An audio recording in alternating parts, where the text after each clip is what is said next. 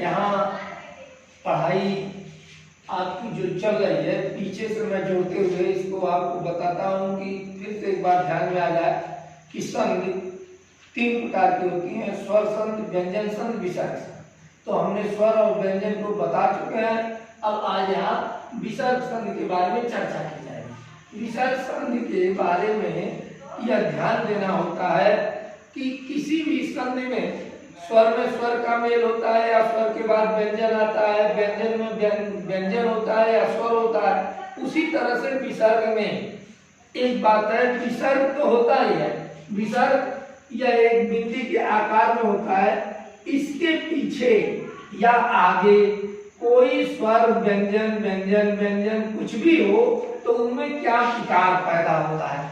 विसर्ग के पहले कोई स्वर हो या व्यंजन हो, किसी वर्ग का तीसरा, चौथा, पांचवा जो भी हो, उसे बहुत ध्यान देने की जरूरत नहीं है।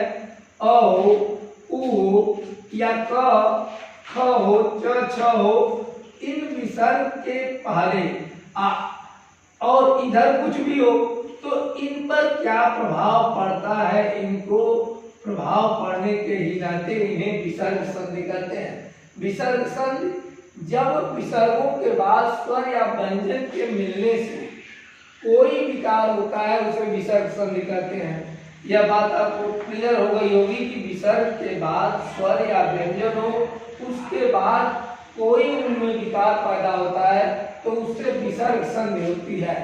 विसर्ग संधि में सबसे आसान और सरल संधि है।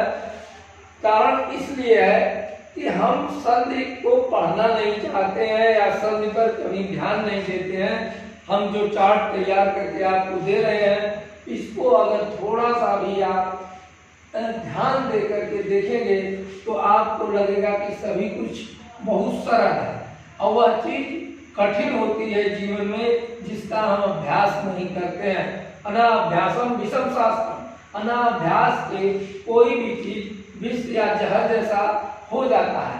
तो अभ्यास ही पुनः बार बार करना चाहिए। इस अभ्यास के क्रम में हम अब आपको पहली संधि जो बताते हैं, विसर्ग संधि का पहला नियम है कि विसर्ग के बाद, विसर्ग आपको ध्यान आ गया होगा, ये जो बिंदियां हैं या इसके बाद, ध्यान से सुनिएगा, लिखा भी यहाँ है विसर्ग के बाद क, ख, प, फ 4 वर्ण लिखे गए हैं।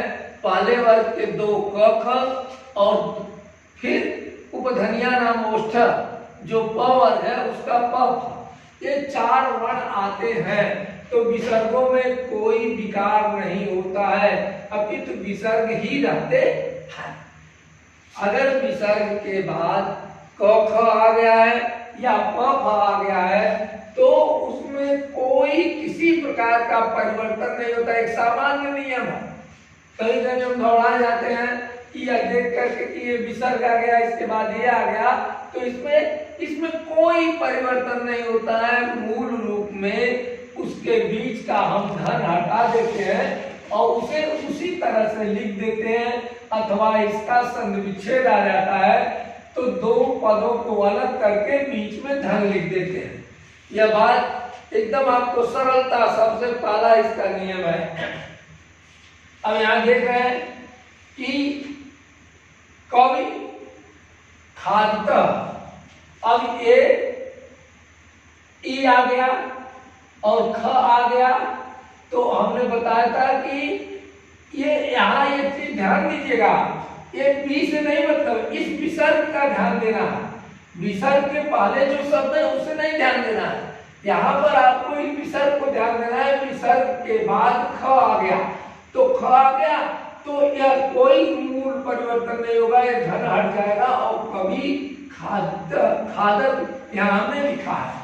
उसी तरह से यहाँ विसर्ग है बालक, तो बालक में विसर्ग है और प आ गया तो बालक पठति। गुरु है पाठयत, यहाँ विसर्ग है और यहाँ प आ गया, इस नाते गुरु पाठयत। तो आपको यह ध्यान देना है कि अगर किसी भी पद में विसर्ग के बाद क ख प फ हो विसर्ग के बाद, तो उसे उसी रूप में लिख देना है, बीच से प्लस हट जाएगा। अगर उसका संधि विच्छेद करना है तो दोनों के बीच में केवल धन लिख देंगे, संधि विच्छेद हो जाएगा। ये इसका पहला नियम था। अब दूसरे नियम में ध्यान देना है कि विसर्ग के बाद च छ आवे तो विसर्ग के स्थान पर स हो जाता है। स ये व्यंजन है, हलंत लगा है तो इसका मतलब व्यंजन होता है, अर्ध होता है, जिसे आप आधा कहते हैं। विसर्ग के बाद अब देखिए, विसर्ग जब हम कहते हैं तो आपको हमको कभी कभी ये कंफ्यूजन हो जाता है। जैसे आप पशु लिखा है तो हम पशु को नहीं लेंगे, इसमें जो विसर्ग लगा हुआ है अंत में पशु, राम, हरि, षष्ठ, इन विसर्ग पर हमेशा, विसर्ग संधि में हमेशा यह बात ध्यान में आनी चाहिए कि विसर्ग को ही हम टारगेट बनाएं या विसर्ग का ही पहचान करें। तो अब नियम है कि च छ आवे तो विसर्ग पहले नियम की तरह हो गया, विसर्ग के बाद च छ आवे तो उसका स हो जाता है। देखिए पशु, पशु में विसर्ग है और च आ गया तो ये इसका च का क्या हो जाएगा, स हो जाएगा, और ये विसर्ग का स हो जाएगा। और ये स क्या होगा, इस तरह से जो लिखा गया है इसे हम ऐसे भी लिख सकते हैं। तो उसी आधार पर ये विसर्ग हो गया, पशु का पशु हो गया, विसर्ग का ये आधा स हो गया, और चलत पशु चलत। उसी तरह से इसमें रामा है, रामा के बाद विसर्ग है और ये च आया हुआ है तो ये विसर्ग की जगह पर स हो गया, रामस चलत। हरि है, हरि में भी आप देख रहे हैं कि च आ गया है, इस नाते च का क्या हो गया, च ही रहेगा, इस विसर्ग का स हो गया, हरिश चलत। षष्ठ, षष्ठ चलत।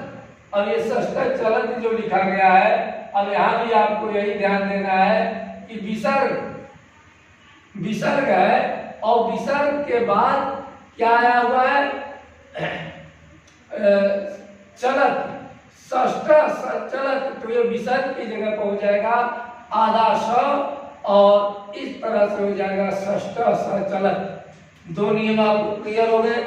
विसर्ग के बाद, विसर्ग के बाद कोई भी क ख प फ में से आता है तो वैसा हो जाता है, और विसर्ग के बाद अगर च छ आता है तो विसर्ग का स हो जाता है। तीसरे नियम में आपको देना है ध्यान, हमने लिखा दिया है विसर्ग के बाद ट ठ आवे तो। अब देखिए दो चीजें होती जा रही हैं, हर बार में दो दो शब्द दे रहा है। पहले वाले में 4 दिया, इसमें 2 दिया, यहाँ दिया। विसर्ग के बाद ट और के दोनों शब्द है, ट और ठ, इन दोनों शब्दों के बाद विसर्ग का स हो जाता है। अगर देखिए इसमें भी ध्यान देंगे, विसर्ग का क्या हो जाएगा, ये स हो जाएगा। इस स को ऐसे भी लिखा जाता है या यह व्यंजन रूप में है।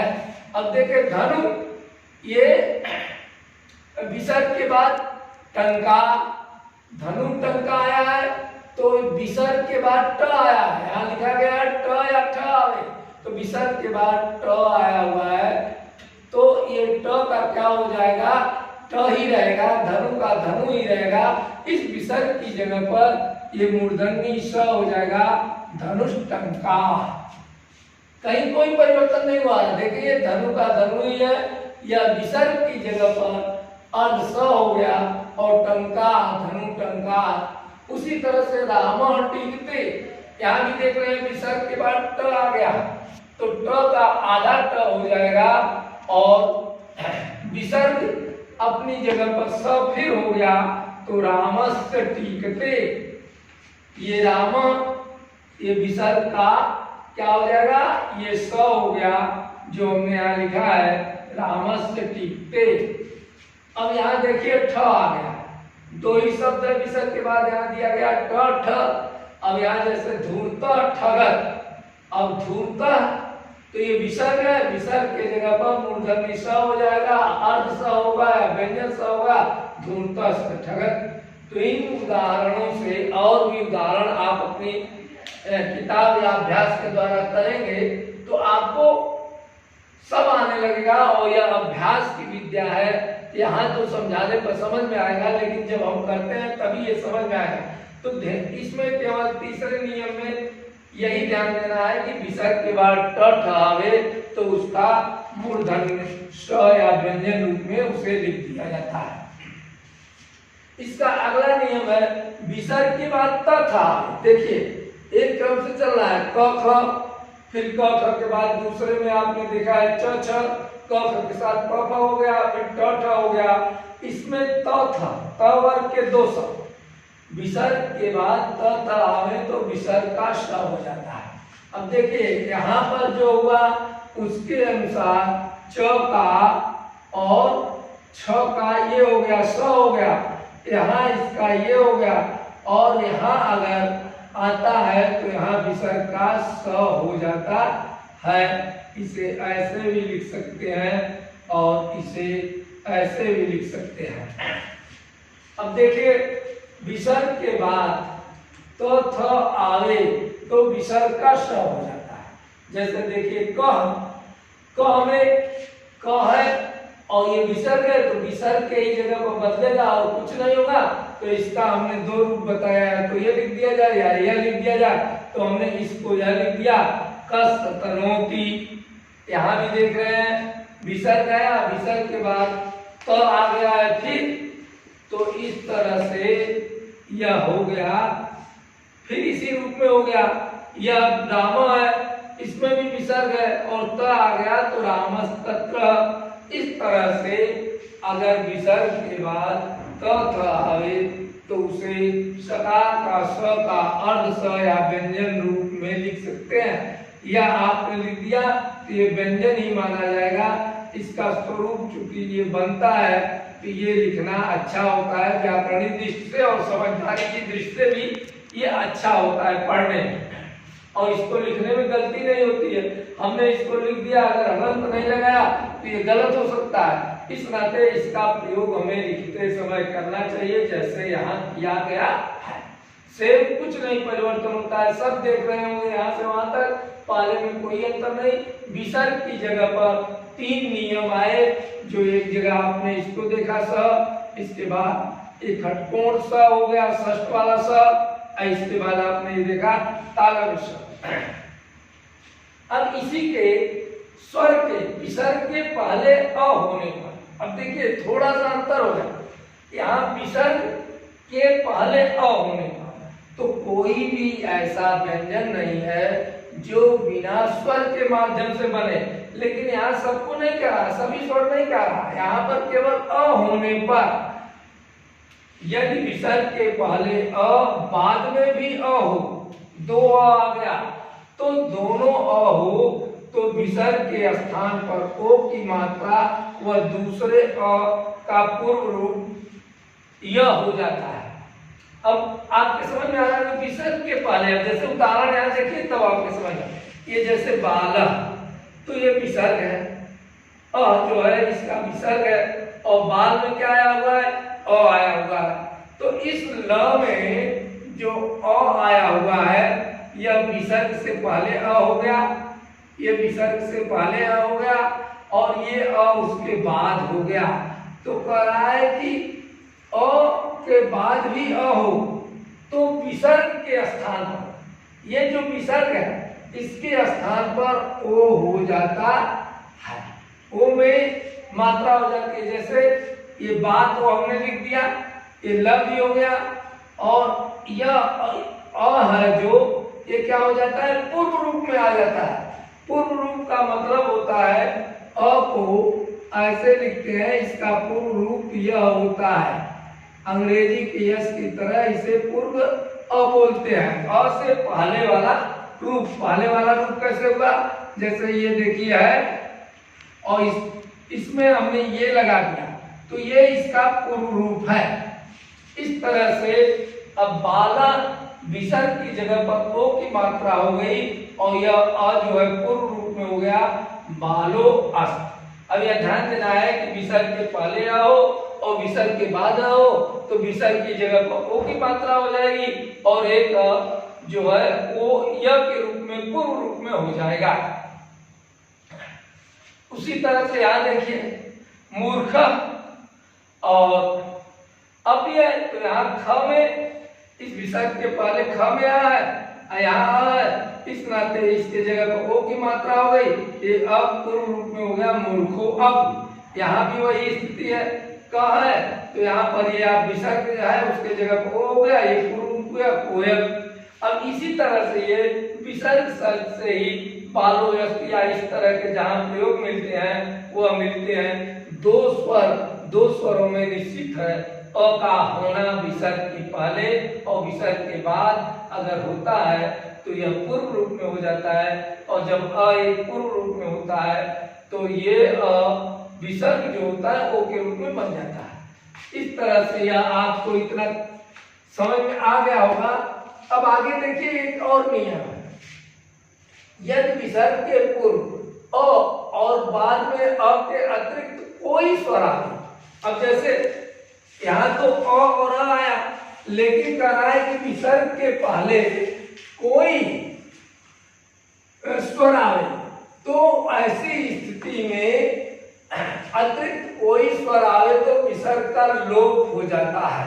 अब जैसे देखिए वहां अ है, यहाँ आ गया, ये विसर्ग है, विसर्ग के बाद आ आया हुआ है, आ के बाद सीधा सीधा ऐसा नियम है कि विसर्ग के पहले वो अ हो और उसके बाद कोई स्वर आता है, आ आता है, ई आता है, उ आता है, तो उसके स्थान पर केवल विसर्ग हट जाएगा, विसर्ग अपने आप स्वतः समाप्त हो जाएगा। और इस तरह से सूर्य आगच्छत, आप देख रहे हैं ये विसर्ग ही समाप्त हो जाएगा। अगर विसर्ग के बाद कोई स्वर अ को छोड़ करके अ आता है तो वो हो जाता है, लेकिन कोई और स्वर आता है तो ऐसी स्थिति में विसर्ग खत्म हो जाएगा। यहाँ भी देखिए जैसे ये क में अ है और यहाँ आ गया, अलग स्वर है, तो बाल का आया, तो इस तरह से विसर्ग ऐसी स्थिति में समाप्त होता है। दो देखिए, एक अपवाद यहाँ है कि इसमें अगर विसर्ग के बाद कोई आता है तो वो सेम उसी कंडीशन में हो जाता है, लेकिन यहाँ पर विसर्ग ही समाप्त हो जाता है। यदि विसर्ग के बाद क हो पहले हो और उसके बाद कोई स्वर। उसी तरह से यह उसके नीचे एक दूसरा है, यदि विसर्ग के पूर्व अ हो और बाद में वर्ग का तीसरा चौथा। अब देखिए समझने की कोशिश करिए, विसर्ग के पहले अ हो, वर्ग में एक वर्ग में 5 वर्ण होते हैं, जैसे उदाहरण के लिए क ख ग घ अंगा, च छ ज झ, यहाँ 5 वर्ग होते हैं। तो यहाँ कह रहा है कि विसर्ग के पूर्व अ हो, जैसे यहाँ है, यहाँ भी है, और उसके पहले उसके बाद व्यंजन का कोई भी तीसरा चौथा या 5वां वर्ण हो, या उसके बाद य र ल व, अगर ये आते हैं तो ऐसी स्थिति में अ और विसर्ग ओ बन जाता है। यही नियम लगभग है, मतलब यहाँ निश्चित संख्या दे दी गई है कि अ के बाद अ आवे तो अ रूप में हो जाता है। यहाँ इसमें थोड़ी सी वृद्धि कर दी गई कि विसर्ग के पहले अ हो, उसके बाद किसी वर्ग का तीसरा चौथा 5वां वर्ण हो, या वो भी हो, हाँ भी हो, तो अ और विसर्ग मिल करके ओ हो जाते हैं। जैसे देखिए यहाँ बाला, ये अ है और यहाँ है तीसरा वर्ण क ख ग का आप गिनेंगे तो तीसरा वर्ण है, तो ये क्या हो जाएगा ओ। ये बाला के पहले जो विसर्ग है, विसर्ग की जगह पर क्या हो जाएगा ओ हो जाएगा। आपको बहुत क्लियर दिखाई दे रहा होगा, बाला बाला लिखा है और गच्छत का गच्छत लिखा है, इस विसर्ग का ओ हो गया, तो बालो गच्छत। यहाँ भी वही चीज दिख रही है, ये म में अ है, इसका तो ये व्यंजन है, व्यंजन होने के साथ साथ ये स्वर इसमें मिला हुआ है। ऐसे में अ है और ग है, तो ये विसर्ग का क्या हो गया ओ हो गया, श्यामो गच्छत। मूर्ख यार, अब यहाँ हमने दिया यार लव, तो एक उदाहरण उसका भी है, जैसे मूर्ख है और उसके बाद यह आ गया, तो क्या हो जाएगा, ये विसर्ग का ओ हो गया मूर्खो याद। कोई कहीं भी किसी भी प्रकार की समस्या नहीं है, केवल इसे ध्यान दे करके समझने की जरूरत है। अब हम यदि विसर्ग से पूर्व आ और बाद में कोई स्वर अथवा वर्ग का तीसरा चौथा, ठीक उसी का विपरीत है। अब तक अ कहा, लेकिन अब कह रहा है कि विसर्ग से पहले आ अगर हो, विसर्ग को हमेशा ध्यान में रखिएगा, विसर्ग के स्थान पर आ बदलना है।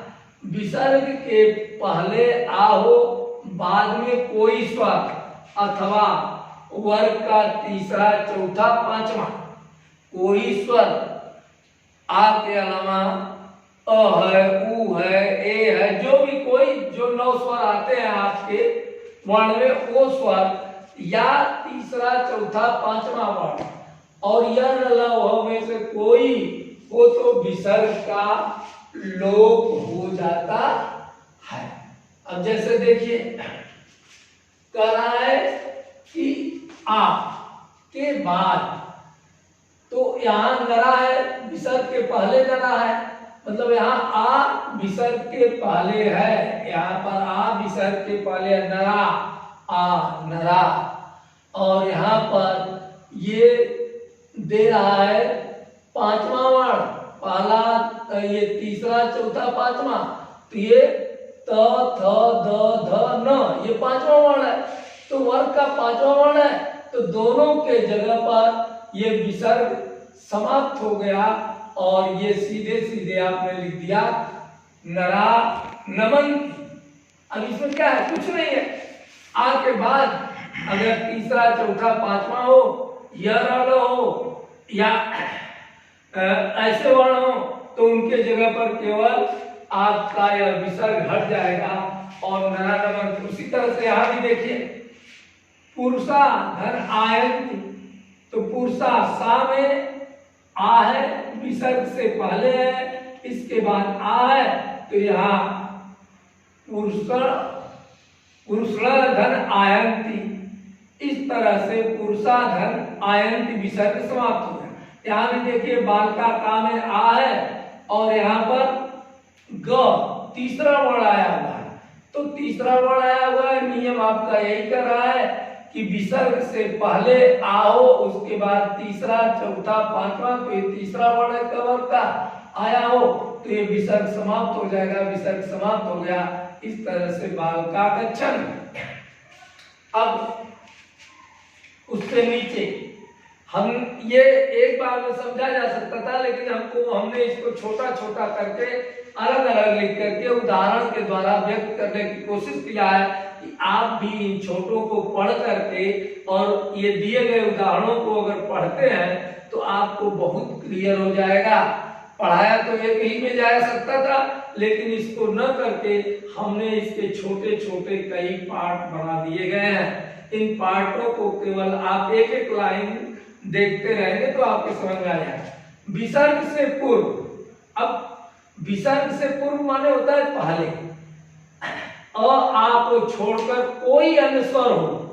अभी अब आपने अ देखा, आ देखा, अब कह रहा है कोई स्वर हो, तो उसके बाद वर्ग का तीसरा चौथा पांचवा या आया हो, 3 कंडीशन दिया, पहले में अ, उससे पूर्व आ, अब इसमें कह रहा है कि कोई स्वर आ को छोड़कर, आ को छोड़ करके जैसे ई है, उ है, ऐसे ए है, आ है, कोई भी ऐसे स्वर है, तो ऐसी स्थिति में क्या होता है कि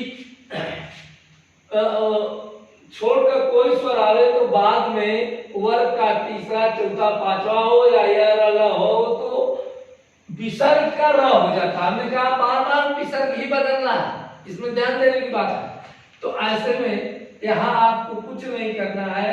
अब ये आ है नहीं, ये ई है, ये भी ई है, क्योंकि आ में दूसरा नियम था ई के बाद विसर्ग है, ई के बाद विसर्ग है, तो इस विसर्ग का क्या हो जाएगा, र हो जाएगा, और इसी के आधार पर यह हो जाता है हरि स गच्छत्।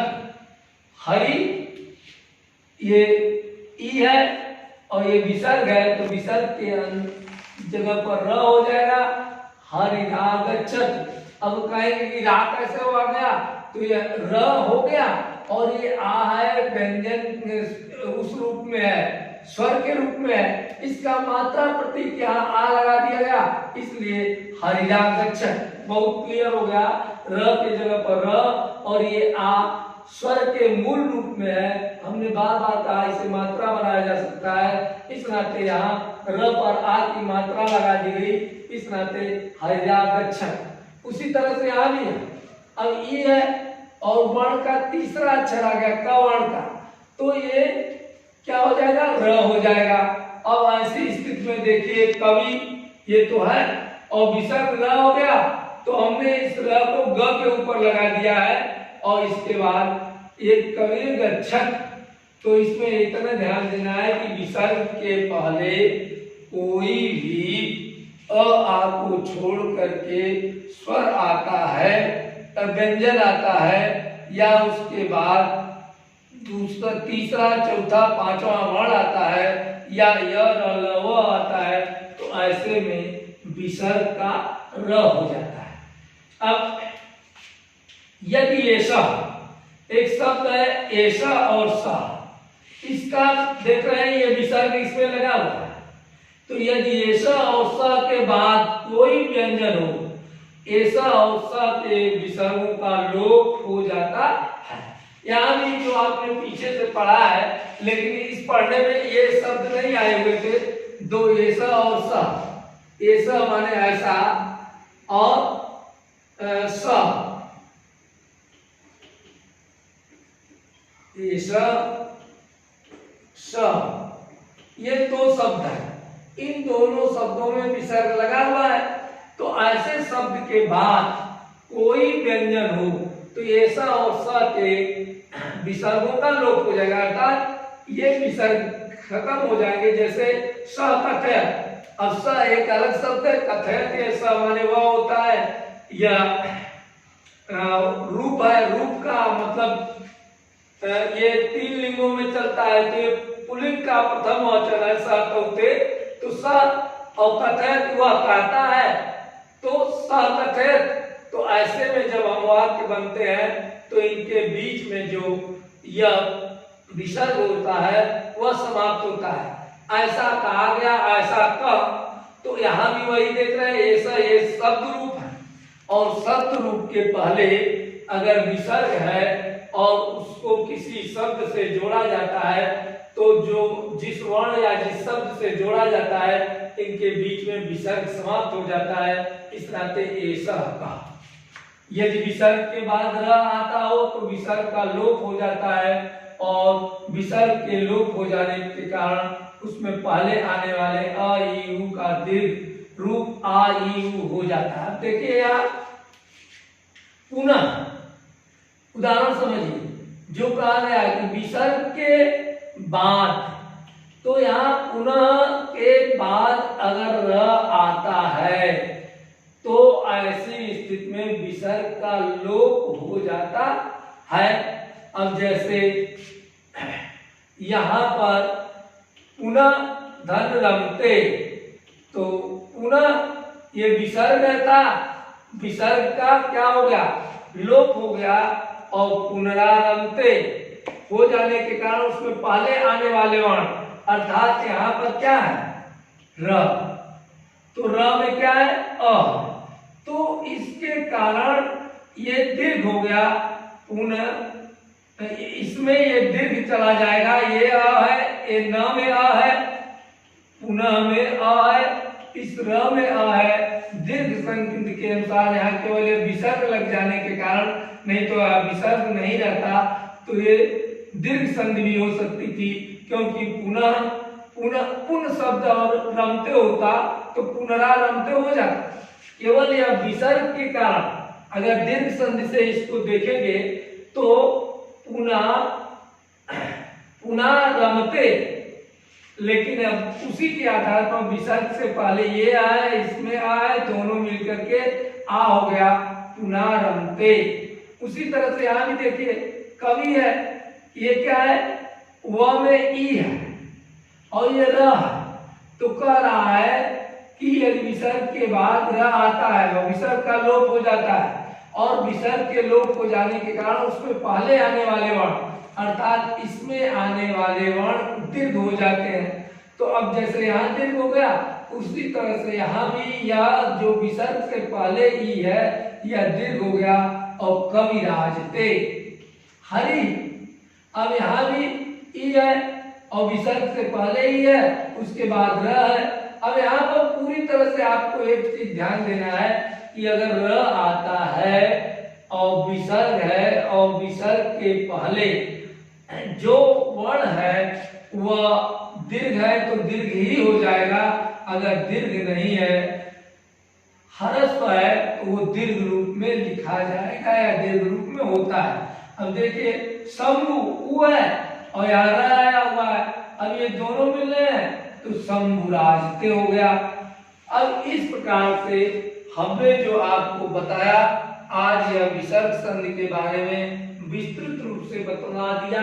इसमें कहीं कोई परेशानी हो तो उसके लिए आप संपर्क कर सकते हैं अथवा इसको पहले आप पूरी तरह से ध्यानस्थ होकर के पढ़ें और पढ़ने के बाद इनके तमाम उदाहरण आपके पुस्तकों में दिए गए हैं उन उदाहरणों को करें। करते समय यह ध्यान देना कि हम जो संधि का उदाहरण कर रहे हैं, क्योंकि परीक्षा में ऐसा नहीं आता है कि ये दीर्घ संधि है, गुण संधि है, वृद्धि संधि है या विसर्ग संधि है। उसमें तो आपको शब्द मिलेंगे या तो उनका संधि विच्छेद करना होगा या उनको जोड़ना होगा। तो ऐसी स्थिति में आप पहले शब्द को लेते ही यह पहचानने की कोशिश करें कि यह किस संधि में आता है, और जब यह पहचान हो जाएगी तो इसको अभ्यास करना सरल हो जाएगा।